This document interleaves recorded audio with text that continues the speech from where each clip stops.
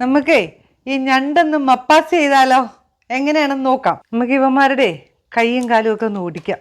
ഇതാ ഇതിനകത്ത് വലുതൊക്കെ നമുക്ക് എടുക്കാം കേട്ടോ, ചെറുതൊക്കെ ഒഴിവാക്കാം.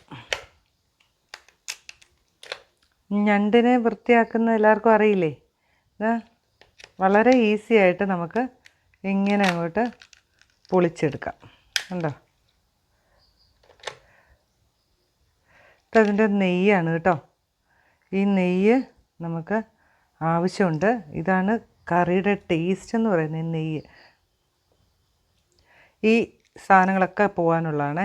ഇതൊക്കെ അങ്ങോട്ട് പോട്ടെ.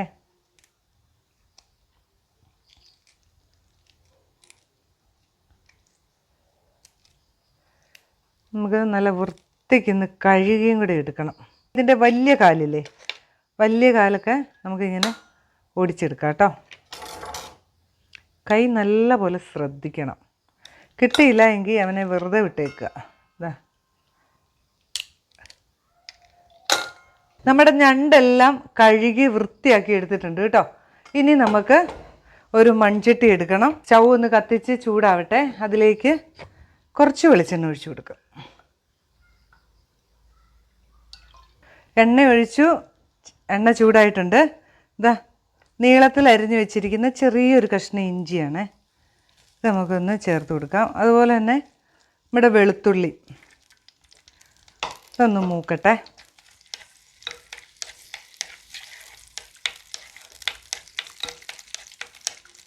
നമ്മുടെ ഇഞ്ചിയും വെളുത്തുള്ളിയൊക്കെ ഒന്ന് ചുമന്ന് വന്നു.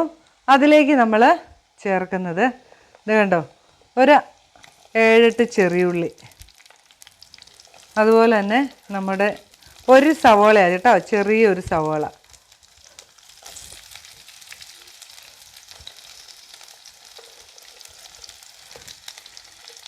ഒരു 4 പച്ചമുളക്, കുറച്ച് കറിവേപ്പില.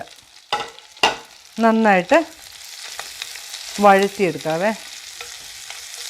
കുറച്ച് ഉപ്പും കൂടെ ചേർത്ത് കൊടുക്കാവേ. കുറച്ച് ഉപ്പും കൂടെ ചേർത്ത് കൊടുക്കുക. ഇനി ഇത് നന്നായിട്ടൊന്ന് വഴരട്ടെ. ഇത് നമ്മുടെ വഴന്ന് വരുന്ന സമയത്തേ നമുക്കൊന്ന് അരയ്ക്കാനുണ്ട് കേട്ടോ.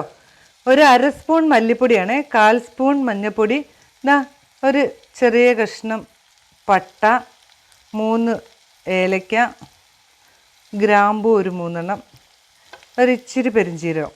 ഇതെല്ലാം കൂടെ നമുക്കൊന്ന് നന്നായിട്ടൊന്ന് അരച്ചുകൊണ്ട് വരാവേ. നമ്മുടെ ഇഞ്ചിയും വെളുത്തുള്ളിയും പച്ചമുളകും എല്ലാം നന്നായിട്ട് വഴന്നിട്ടുണ്ട് കേട്ടോ.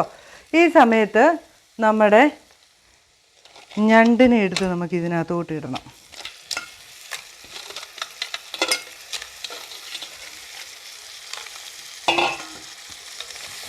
നന്നായിട്ട് ഇളക്കാവേ.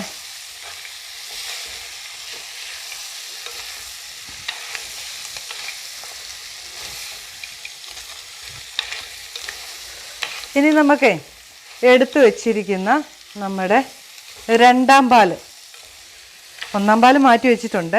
ഇത് നമ്മുടെ 2ാം പാലാണ്. ഇത് നമുക്കൊന്ന് ഒഴിച്ചു കൊടുക്കാം. ഇതിനകത്ത് കിടന്ന് ഇതൊന്ന് വേകട്ടെ. ആ സമയത്തെ ഒരു കുഞ്ഞ് കഷ്ണം പുളി കണ്ടോ, കുടംപുളിയാണ്. ഇതിവിടെ ഒന്ന് കിടന്നോട്ടെ. ഞണ്ടായതുകൊണ്ട് തന്നെ നമുക്കൊരു ലേശം പുളിയൊക്കെ വേണമല്ലോ.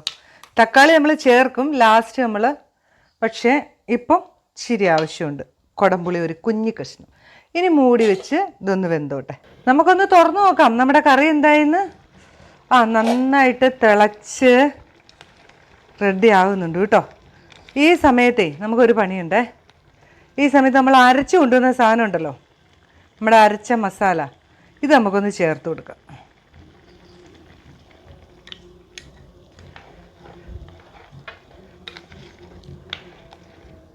ഇതും കൂടെ കൂടി ഒന്ന് വെന്തോട്ടെ.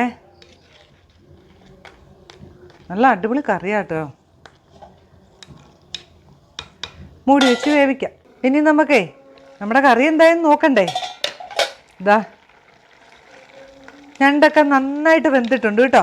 ഒരു 3-4 ക്യാഷ്യൂ അരച്ച് വെച്ചേക്കുന്നതാണ്. ഇതൊന്ന് ചേർക്കാവേ.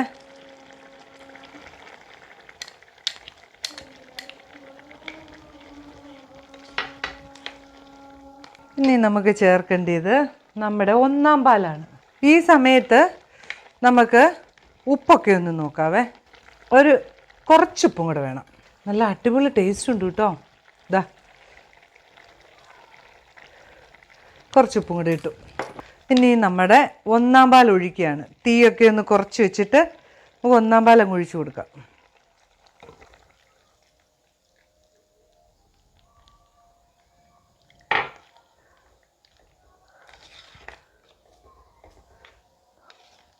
ഇനി തിളച്ച് പോകരുതേ. വെറുതെ ചെറുതായിട്ടൊരു തിള വരുമ്പോൾ ഒന്ന് തുള്ളി വരുമ്പോൾ എടുക്കണേ. ഈ സമയത്ത് ഒരു തക്കാളി ഒന്ന് വെറുതെ വട്ടത്തിലൊന്ന് അരിഞ്ഞു വയ്ക്കണേ. മതി.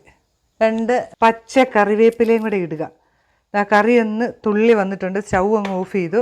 പച്ച കറിവേപ്പിലയും കൂടെ ഇട്ട് കഴിഞ്ഞാൽ പിന്നെ ഇല്ലേ നമ്മൾ കറി അങ്ങ് മൂടി വെച്ചേക്കണം.